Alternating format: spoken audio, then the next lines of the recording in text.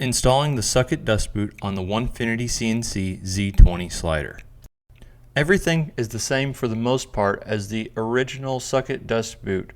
The only thing that's different is we will have a longer bolt with an adapter that will go between the dust boot arm and the mounting brackets on our Z slider. You'll notice that both the spacer brackets as well as the height adjustment locks that will go on the back of the Z slider will all index with each other as well as with the Z slider mounting plates. You can see here the spacer lines up perfectly with the dust boot arm, and the bolt will go through the hole down the center of both the dust boot arm and the spacer. This will then go through our Z slider mounting plates and into our height adjusting lock on the back side of our Z slider. With our dust boot arms and spacers already aligned, we will line them up so that the magnets will face inwards towards your router or spindle. Making sure we have our magnets facing inwards towards the router, we're going to line up our dust boot arm with the spacer already attached. Then we will use our height adjustment lock on the back side of the Z slider.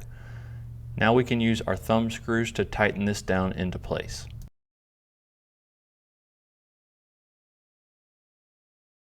Moving to the left side, we are going to repeat that same process, remembering that our magnets on our dust boot arm must face inwards towards our router or spindle.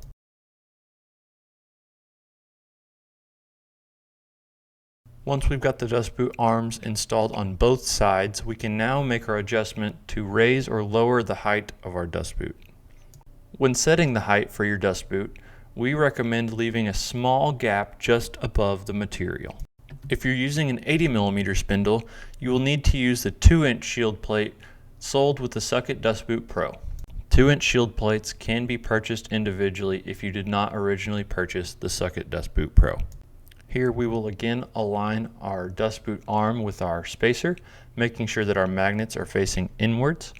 Then we will use our height adjustment lock on the back side and tighten down our hand nut to secure it in place.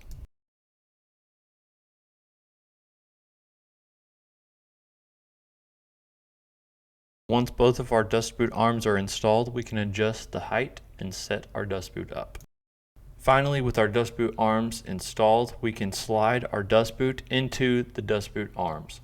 The black brackets on the side of the dust boot will lock it in place, utilizing the magnets between the brackets and the dust boot arms. Finally, we can make any final adjustments forwards or backwards with a 7/64 hex key by adjusting the black brackets on the sides of the dust boot.